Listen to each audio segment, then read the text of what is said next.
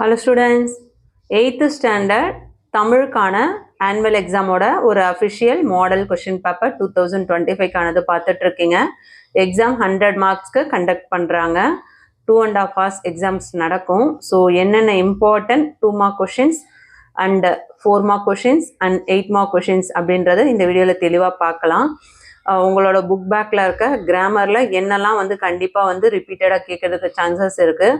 So கட்டுரையில் எதெல்லாம் படிச்சிங்கன்னா நீங்கள் வந்து ஆனுவலில் ஒரு கட்டுரை அட்டன் பண்ண முடியும். இந்த மாதிரியான முக்கியமான இன்ஃபர்மேஷன்ஸ் உங்களுக்கு நான் ஷேர் பண்ண போகிறேன்.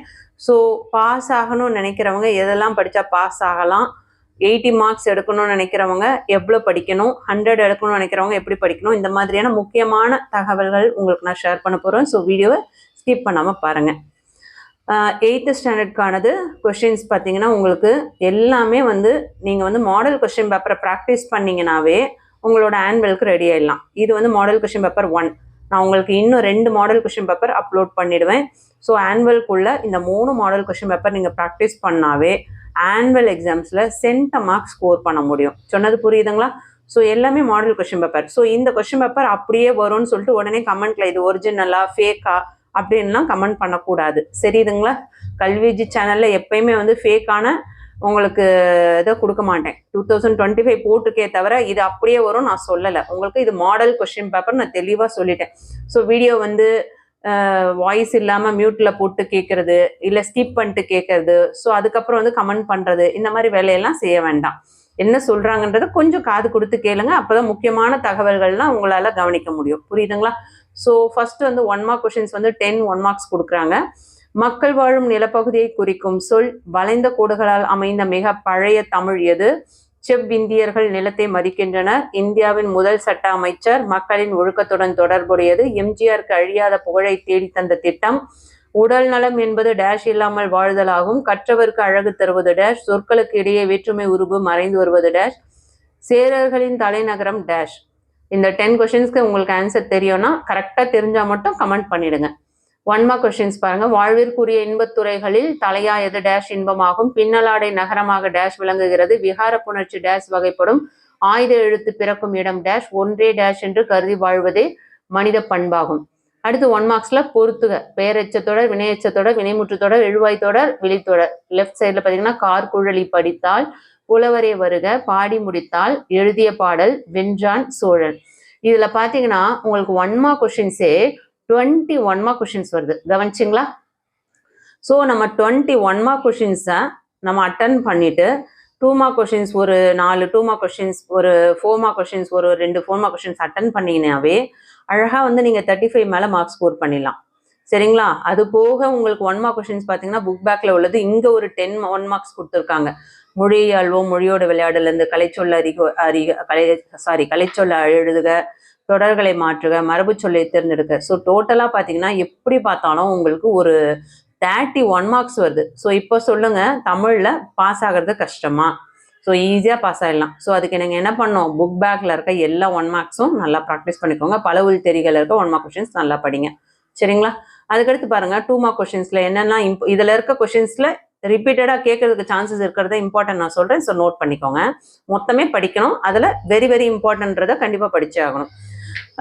யாருக்கு அழகு செய்ய வேறு அணிகலன்கள் தேவையில்லை. கலிங்க வீரர்கள் எவ்வாறு அஞ்சி ஓடினர்? தமிழ் எங்கு புகழ் கொண்டு வாழ்கிறது? அரசன் தண்டிக்கும் முறையாது? சான்றோருக்கு அழகாவது எது? இதில் பார்த்தீங்கன்னா 21 very very important, 23 very very important, 25 very very important. இந்த 3 கொஷின்ஸுமே வந்து ரிப்பீட்டடாக கேட்கக்கூடிய டாப் மோஸ்ட் இம்பார்ட்டன்ட். அதுக்கடுத்து பார்த்தீங்கன்னா 2 மார்க் கொஷின்ஸ் பாருங்க. கீழ்கண்ட வினாக்களில் ஏதேனும் 4னுக்கு மட்டும் விடையளி. 26 27 28 29 30 உங்களுக்கு 5 கொஷின்ஸ் கொடுத்துட்டு அந்த 5ல 4 எழுத சொல்றாங்க. 2 மார்க் கொஷின்ஸ். நோய்கள் பெருக காரணம் என்ன? தமிழ்நாட்டின் ஹாலந்து என்று அழைக்கப்படும் ஊர் எது? ஏன்? பனையோலையால் உருவாக்கப்படும் பொருள்கள் யாவை? தமிழ் வழி கல்வி பற்றி திருவிக்கா கூறுவன யாவை? எம்ஜிஆரின் சமூக நல திட்டங்களுள் 4னை எழுதுக. இதுல பாத்தீங்கன்னா 26 very important, 27 very very important, 28 very very important, 30 very very important. So இது எல்லாமே நல்லா பார்த்துக்கோங்க. அதே மாதிரி இந்த இடத்துல 2 மார்க் கொஷின்ஸ் பார்த்தீங்கன்னா உங்களுக்கு குறுகிய விடையலின்னு சொல்லிட்டு உங்களுக்கு 4 கொஷின்ஸ் நீங்கள் எழுதுனா போதும். சரிங்களா? ஆனால் இங்கே வந்து வெறும் குறுகிய விடையலின்னு கொடுத்துட்டு நம்ம சாய்ஸ் எடுத்து எழுதுறது கேட்கல, ஹெட்டிங்கில் கேட்கல. ஆனால் மார்க் பார்த்தீங்கன்னா 4 கொஸ்டின்ஸ்க்கு 8 மார்க்ஸ் தான் கொடுத்துருக்காங்க. ஸோ 4 கொஸ்டின்ஸ் எழுதுனா போதும். அதுக்கு அடுத்தது பார்த்தீங்கன்னா 6th ரோமன் லெட்டர்ல கீழ்கண்ட வினாக்களுள் ஏதேனும் 3 எண்ணுக்கு மட்டும் விடையளி. இங்க 4 கொடுத்துட்டு 3 எழுத சொல்றாங்க. இலக்கண வினாக்கள் இது எல்லாமே, சரிங்களா? ஸோ இலக்கண வினாக்கள் படிச்சீங்கன்னா 6 மார்க்ஸ் வரும். பாஸ் ஆகணும்னு நினைக்கிறவங்க இதை ஸ்கிப் பண்ணிடுங்க. இதை விட்டுட்டு நீங்க நான் சொல்றதெல்லாம் படிங்க. இப்போ எதெல்லாம் படிக்கலாம் பாஸ் ஆகணும்னா 1 மார்க் கொஸ்டின்ஸ் படிங்க, அடுத்து கோடிட்ட இடம் படிங்க, பொறுத்துக படிங்க, 2 மார்க்ஸ் குறுகிய வினாக்கள் இதெல்லாம் படிங்க, செய்யுள்ளோட கொஸ்டின் ஆன்சர்ஸ் எல்லாம் படிங்க, உரைநடை கொஸ்டின் ஆன்சர்ஸ் எல்லாம் படிங்க. ஆனா இலக்கணத்தை ஸ்கிப் பண்ணிடுங்க. என்ன ரீசன் பாத்தீங்கன்னா இது 8 மார்க்ஸ்க்கு கேட்கறாங்க, அடுத்தது 8 மார்க்ஸ், இது வந்து ஒன்லி 6 மார்க்ஸ் தான். ஸோ இந்த 6 மார்க்ஸ்க்காக நீங்க வந்து உட்காந்து இலக்கணத்தை டைம் வேஸ்ட் பண்ண வேண்டாம். அதை விட பெஸ்ட் என்னன்னு பார்த்தோன்னா 4 மார்க்ஸ் கொஸ்டின் படிக்கலாம். நான் சொல்லக்கூடியதெல்லாம் கண்டிப்பா படிங்க. 7th ரோமன் லெட்டர்ல சென்டம் எடுக்கணும்னு நினைக்கிறவங்க, 80 எடுக்கணும்னு நினைக்கிறவங்க நான் சொல்றது எல்லாமே படிக்கணும். கீழ்கண்ட வினாக்களில் ஏதேனும் 4 எண்ணுக்கு மட்டும் விடையளி. அதாவது எத்தனை கொடுத்துருக்காங்கன்னா 6 கொஸ்டின் கொடுத்து 4 எழுத சொல்றாங்க. மழைச்சோறு எடுத்த பின் எவ்வாறு மழை பெய்தது, நீதிநெறி விளக்கப்பாடல் கூறும் கருத்துக்களை தொகுத்து எழுதுக, வல்லினம் மிகா தொடர்கள் 5 எழுதுக, அயோத்திதாசனின் இதழ்பணி பற்றி எழுதுக, பிரிதி மொழிதல் அணியை விளக்கி எடுத்துக்காட்டு தருக, இந்திய அரசியலமைப்பு சட்டம் உருவாக அம்பேத்கர் ஆற்றிய பணிகள் யாவை. ஸோ இதுல என்னென்னலாம் இம்பார்ட்டன்ட் சொல்றேன், நோட் பண்ணிக்கோங்க. 35 வெரி வெரி இம்பார்ட்டன்ட், 36 இம்பார்ட்டன்ட். அடுத்தது பார்த்தோம்னா அயோத்திதாசர் 38 இம்பார்ட்டன்ட், 39 இம்பார்ட்டன்ட், 40 இம்பார்ட்டன்ட். எல்லாமே சொல்லிட்டேன், ஒன்று மட்டும் ஸ்கிப் பண்ணிட்டு எல்லாமே சொல்றாங்கன்னு நினைக்க வேண்டாம். இது எல்லாமே full and full important question paper. அதனால தான் உங்களுக்கு இதை உடனே நான் வந்து ஷேர் பண்ணணும்னு கொடுத்துருக்கேன். அதே மாதிரி மனப்பாட பகுதி வாழ்க நிரந்தரம், அந்த தமிழ்மொழி வாழ்த்து பாடல், அதுக்கடுத்தது திருக்குறள் தக்கார் என தொடங்கும் குறள். ஸோ மனப்பாடத்தை பொறுத்தவரையும் எல்லாமே கண்டிப்பா படிச்சாகணும். மெயினா திருக்குறள் எல்லாமே படிக்கணும். அதுக்கடுத்து 8 மார்க் கொஸ்டின்ஸ் வந்து இது அல்லது அதுன்ற சாய்ஸ்ல உங்களுக்கு 2 கொஸ்டின் கொடுத்து அதுல ஆப்ஷன் கொடுக்குறாங்க. ஸோ ஒவ்வொரு கொஸ்டினும் 8 மார்க்ஸ், டோட்டலா 16 மார்க்ஸ். இதுல வந்து கண்டிப்பா வந்து உங்களுக்கு இதுல கொடுத்துருக்க கொஸ்டின்ஸ்ல இருந்து கண்டிப்பா ஒரு 2 கொஸ்டின் ஆச்சும் வந்துடும். ஸோ இந்த 4 கொஸ்டின் படிச்சீங்கன்னா 2 கொஸ்டின் உங்களால படிக்க முடியும். அந்த 2ல அது 2 ஒரே சாய்ஸ்ல வருதா தனித்தனியா வருதான்னு தெரியாது. ஸோ கண்டிப்பா வந்து அட்லீஸ்ட் 1 வந்தா கூட சந்தோஷம் தானே. ஸோ 4 கொஸ்டின் படிச்சுட்டு அதுல வந்து நம்ம ஒரு 8 மார்க் எடுக்கணும்னா புத்திசாலித்தனம். ஸோ அதனால இந்த 4 கொஸ்டினுமே படிங்க. பூனா, அதாவது நான் சொல்றது பாஸ் ஆகணும்னு நினைக்கிறவங்க, அதே 80, 100 வாங்கணும்னு நினைக்கிறவங்க 4மே கண்டிப்பா படிங்க, ஃபுல்லாவே படிங்க. பூனா ஒப்பந்தம் பற்றி எழுதுக, அல்லது கொங்கு நாட்டின் உள்நாட்டு வெளிநாட்டு வணிகம் குறித்து எழுதுக, அல்லது இல்ல அடுத்து 44 அறிவுசால் ஔவையார் என்னும் நாடகத்தை சிறுகதை வடிவில் சுருக்கமாக எழுதுக, அல்லது காற்று கருவிகள் குறித்த செய்திகளை தொகுத்து எழுதுக. இதுல ரிப்பீட்டடா அடிக்கடி கேட்கக்கூடிய கொஸ்டின்ஸ் என்ன அப்படின்னு பாத்தீங்கன்னா கொங்கு நாடு, அறிவுசால் ஔவையார், பூனா ஒப்பந்தம், இது எல்லாமே வெரி வெரி இம்பார்ட்டன்ட். காற்று கருவிகளும் சம்டைம்ஸ் வர்றதுக்கு வாய்ப்புகள் அதிகமா இருக்கு. ஸோ முடிஞ்சா 4மே கண்டிப்பா படிச்சுக்கோங்க. இதுல இருந்து கண்டிப்பா 2 கொஸ்டின் கேட்கறதுக்கு 100% வாய்ப்புகள் அதிகமா இருக்கு. அடுத்து 1 மார்க் கொஸ்டின்ஸ் பாத்தீங்கன்னா மொழியாலும் மொழியோட விளையாடு இந்த பகுதியில இருந்து உங்களுக்கு கேட்கறாங்க. மரபு சொல்லை வந்து தேர்ந்தெடுத்து எழுதணும். பூ பரின்னு தான் சொல்லுவாங்க, கொயின்னு சொல்லுவாங்களா, பரி சொல்லுவாங்களா. பால் குடியா பருகா, நம்ம வந்து இயல்பா பேசுற வார்த்தைகள் இல்லாம இங்க மரபு சொல்ல எழுத சொல்றாங்க. ஸோ என்ன ஆன்சர், இந்த மாதிரி இருக்க எல்லாமே படிங்க. தொடர்களை மாற்றணும், வினா தொடர மாற்றோம். காட்டில் புலி நடமாட்டம் உள்ளது, காட்டில் புலி நடமாட்டம் உள்ளதா அப்படின்னு போட்டு கொஸ்டின் மார்க் போட்டீங்கன்னா அது வினா தொடர். அப்ப ஆன்சர் என்ன, காட்டில் புலி நடமாட்டம் உள்ளது. அந்தோ பூனையின் காலில் அடிபட்டு விட்டதே, இதை செய்தி தொடர மாற்ற சொல்றாங்க. ஆனா அது என்னவா இருக்கு, உணர்ச்சி தொடரா இருக்கு. ஆச்சரியக்குறி போட்டாவே உணர்ச்சி தொடர். அதை செய்தி தொடரா மாத்தணும் அப்படின்னா பூனையின் காலில் அடிபட்டு விட்டது அப்படின்னு முடிச்சுக்கணும். இதுதான் செய்தி தொடர். கலைச்சொல் டிசீஸ், சைடு எஃபெக்ட், இதை கலைச்சொல் பொறுத்தவரையும் நீங்க ஆல் யூனிட்ஸ் ப்ராக்டிஸ் பண்ணிக்கோங்க.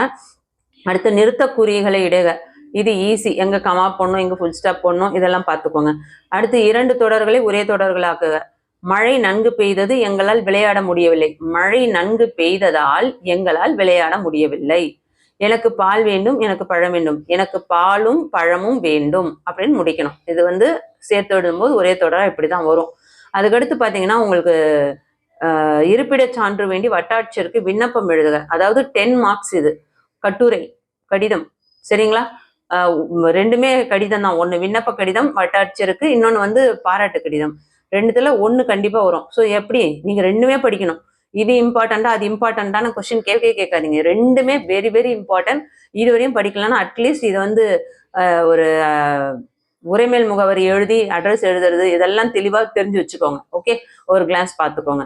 இதில் அழகாக 10 மார்க் எடுக்கலாம். இப்போ சொல்லுங்கள், இலக்கணம் கொஷினை இங்கே 6 மார்க்குக்கு படிக்கிறது புத்திசாலித்தனமா? இலக்கணம், அதுவும் இந்த இலக்கணம் மட்டும் வராது, இன்னும் நிறைய கொஷின்ஸ் இருக்குது. ஸோ அதை படிக்கிறத விட இதெல்லாம் படிக்கிறது புத்திசாலித்தனம். சொன்னது புரியுதுங்களா?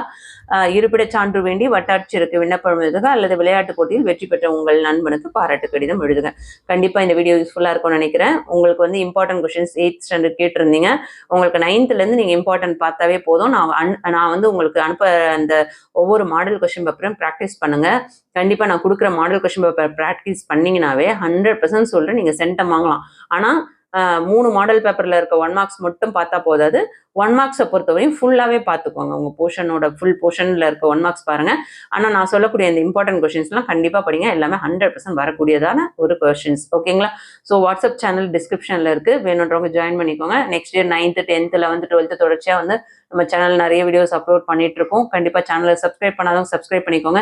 நிறைய ஸ்டூடெண்ட்ஸ் வந்து சப்ஸ்கிரைப் பண்ணாமலே பார்க்குறீங்க. தெரிஞ்சு பண்ணுறீங்களா தெரியாமல் பண்ணுறீங்களானே தெரியல. ஸோ கல்வி வீதி சேனல் தரமான வீடியோ போடுறோன்னு உங்களுக்கு தோணுச்சுன்னா மட்டும் சப்ஸ்கிரைப் பண்ணிக்கோங்க. என்னோட உண்மையான மாணவர்கள் கண்டிப்பாக இந்நேரம் சப்ஸ்கிரைப் பண்ணியிருப்பாங்க நான் நம்புறேன். அத்தனை மாணவர்களுக்கும் இந்த நேரம் நான் ஒரு பெரிய நன்றி சொல்லிக்கிறேன். வீடியோ யூஸ்ஃபுல்லாக இருக்குன்னு ஃபீல் பண்ணிங்கன்னா ஒரு லைக் கொடுத்துட்டு பாருங்க. தேங்க்யூ.